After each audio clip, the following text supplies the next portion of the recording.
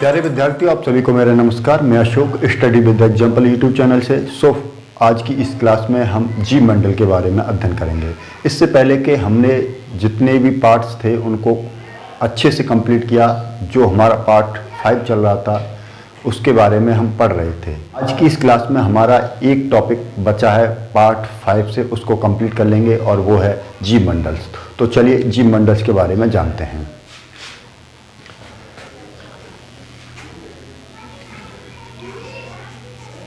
जीव मंडल्स। जीव मंडल्स क्या है? तो जीव मंडल्स हमने पिछले पार्ट में जितने भी मंडल्स को पढ़ा, जैसे भूमि मंडल्स, जल मंडल्स और वायु मंडल्स। तो जीव मंडल्स इन तीनों मंडलों को मिलाकर एक ऐसा स्थान बनता है जहाँ पर जीवन संभव हो पाता है, जहाँ पर जीव जंतु पेड़ पौधे जीवित रह पाते हैं। जैसे ये वो स्थान है जिसे हम जीव मंडल कहेंगे। जीव मंडल में हम बात करें, ये हमारा भूमि वाला भाग है। क्या है? ये हमारा भूमि वाला भाग है। इसी पर क्या है? पेड़ पौधे हैं, जीव जंतु हैं, मानव भी इसी पर रहता है। उसके घर, मकान, दुकान सब इसी पर बने हैं। यहाँ पर ही इसी पर क्या है? बहुत सारे पेड़, पहाड़, नदियाँ हैं और यहाँ से ही नदियाँ बहती हैं इधर पहाड़ों से निकलते हुए। यहाँ पर ये बादल्स हैं, वायुमंडल्स हैं। यहाँ पर लोगों के इधर खेत मान लो, यहाँ पर ही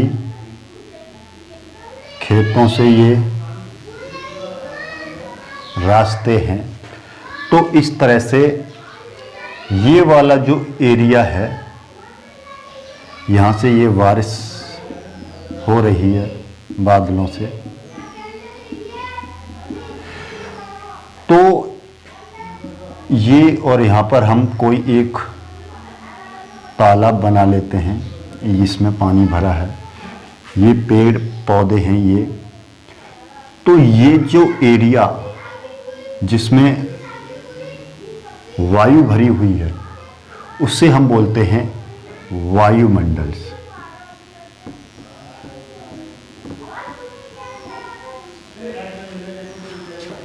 ये वाला जो भाग है जिस पर पेड़ पौधे, जीव जंतु, मकान, दुकान, खेत खलिहान सभी के सभी होते हैं, उसे बोलते हैं हम भूमंडल, यानी कि भूमंडल।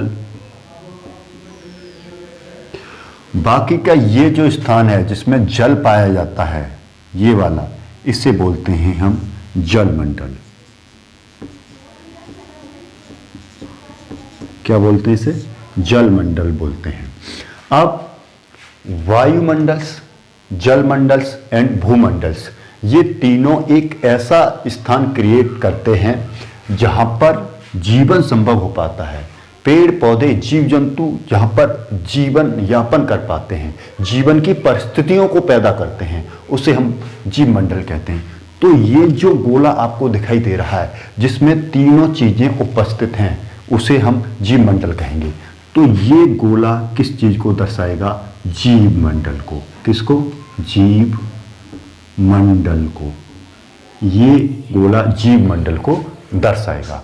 तो अब मैं इसकी परिभाषा को बताऊं तो जीव मंडल्स क्या होता है। जीव मंडल्स भूमि मंडल्स, जल मंडल्स और वायुमंडल का एक ऐसा सीमित स्थान जहां पर जीवन संभव हो पाता है। जैसे जीव मंडल वह स्थान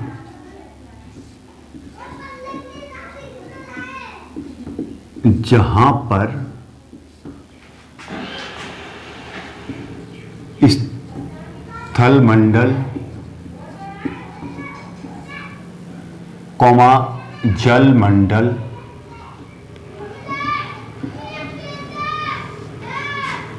तथा वायुमंडल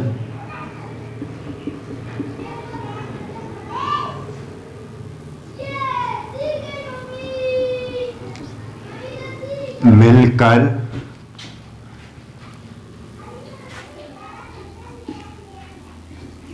जीवन को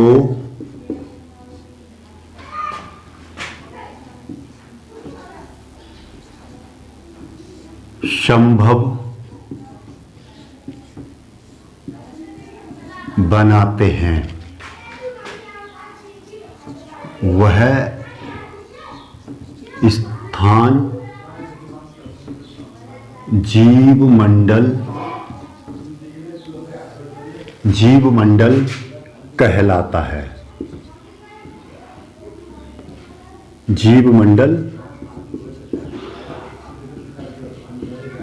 कहलाता है, यानी कि जलमंडल, वायुमंडल और भूमि मंडल के द्वारा एक ऐसा सीमित स्थान जहां पर जीवन संभव हो पाता है, जीव जंतु पेड़ पौधे जी पाते हैं, उसे हम जीव मंडल कहते हैं। इस जीव मंडल में बहुत सारे सूक्ष्म जीवों से लेकर बहुत बड़े बड़े स्तनधारी तक पाए जाते हैं, और ये सभी जीव आपस में एक दूसरे के साथ क्या होते हैं, जुड़े हुए होते हैं। और ये सभी जीव जंतु पेड़ पौधे आपस में जुड़े होने के साथ साथ ये इस जीव मंडल से भी क्या होते हैं, जुड़े होते हैं। इस जीव मंडल के सभी प्राणियों को हम दो भागों में डिवाइड कर सकते हैं, यानी कि इस जीव मंडल के सभी प्राणियों को हम दो भागों में डिवाइड कर सकते हैं। एक है जंतु जगत, दूसरा है पादप जगत। पादप जगत, जंतु जगत में इस जीव मंडल में जितने भी जंतु आते हैं वो सभी को जोड़ा जाता है, और पादप जगत में इसमें जितने भी पेड़ पौधे और उसकी जितनी भी प्रजातियां आती हैं उनको इस जगत में जोड़ा जाता है। तो हमारे ये जीव मंडल्स, यानी मैं लिखूं यहां पर जल मंडल्स, वायुमंडल्स और भूमंडल्स, ये तीनों मंडल्स क्या हैं, एक दूसरे के साथ आपस में जुड़े हुए हैं और एक दूसरे को साथ ही साथ प्रभावित भी करते हैं। जैसे मानो कि हम क्या करते हैं, उदाहरण के लिए देखो, हम करते हैं, हम अपने घरों में जलाने के लिए लकड़ी लाते हैं, अपने खेतों का विस्तार करने के लिए, खेतों को लिए हम क्या करते हैं, पेड़ पौधों को काटते हैं। हम लकड़ी के लिए तथा खेती के लिए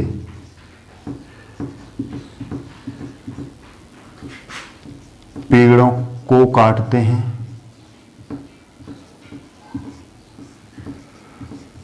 पेड़ों को काटते हैं। तो होता क्या है कि पेड़ अपने साथ, अपने भूमंडल में जो जमीन होती है अपने साथ की मिट्टी को बांधे रहते हैं। जैसे ही हम उन पेड़ों को काट देते हैं तो पेड़ों के साथ बंधी हुई मिट्टी क्या होती है, ढलान स्थान पर वो मिट्टी बह जाती है।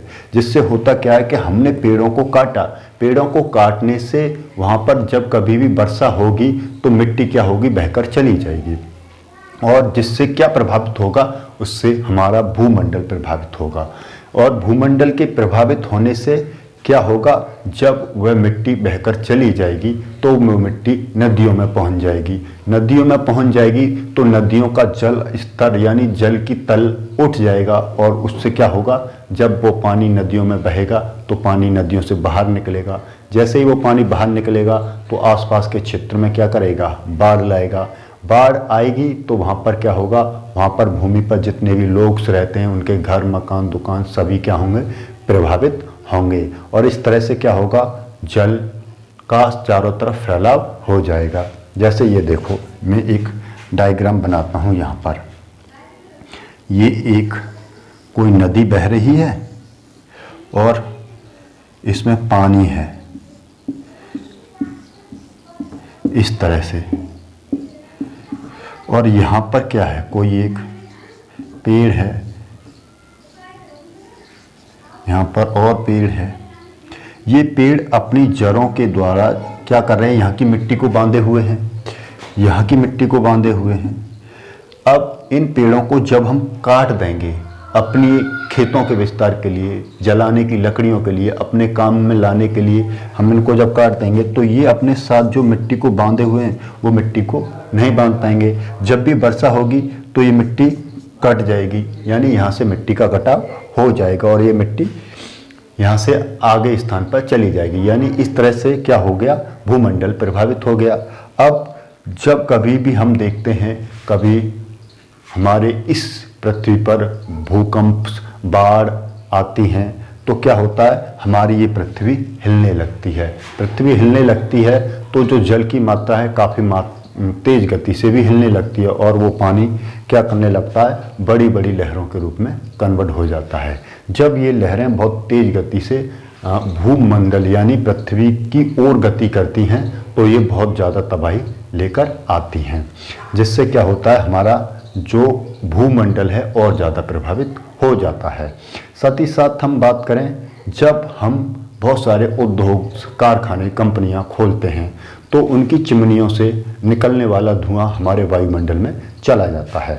क्या होता है, जैसे ये बहुत सारी कंपनियां यहाँ पर इस तरह से हम क्या करते हैं, बना लेते हैं तो इनके द्वारा जो निकलने वाला धुआं है वो हमारे इस वायुमंडल को प्रभावित करेगा। क्या करेगा, वायुमंडल में जाएगा।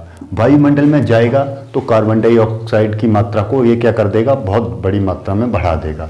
वैसे तो कार्बन डाइऑक्साइड हमारे लिए एक बहुत ही इम्पोर्टेंट गैस है, लेकिन जब इसकी मात्रा वायुमंडल में बहुत ज़्यादा हो जाती है तो ये हमारे लिए हानिकारक हो सकती है, यानी हानिकारक होती है। ये हमारे पृथ्वी के तापमान को बढ़ा देती है और जिससे इस पृथ्वी पर अत्यधिक तापमान न सहन करने वाले जीव जंतु, पेड़ पौधों के लिए हानि पहुंचाती है और इस प्रकार से हमारी पृथ्वी का तापमान बढ़ जाता है। इसे ही कहते हैं हम भूतापन, यानी पृथ्वी के ताप को बढ़ जाना। इसीलिए हम सारे इस जीव मंडल में सभी चीज़ों को संतुलित अवस्था में रखना चाहते हैं, जिससे कि हमारा ये जीव मंडल अच्छे से चल सके, यानी हमारा इस जीव मंडल में जीवन यापन हो सके। इसीलिए हम कहते हैं कि जल मंडल, भूमि मंडल और वायुमंडल पर उपस्थित जितने भी संसाधन हैं उनका हमें सीमित उपयोग करना चाहिए, जिससे कि इस जीव मंडल का संतुलन बना रहे।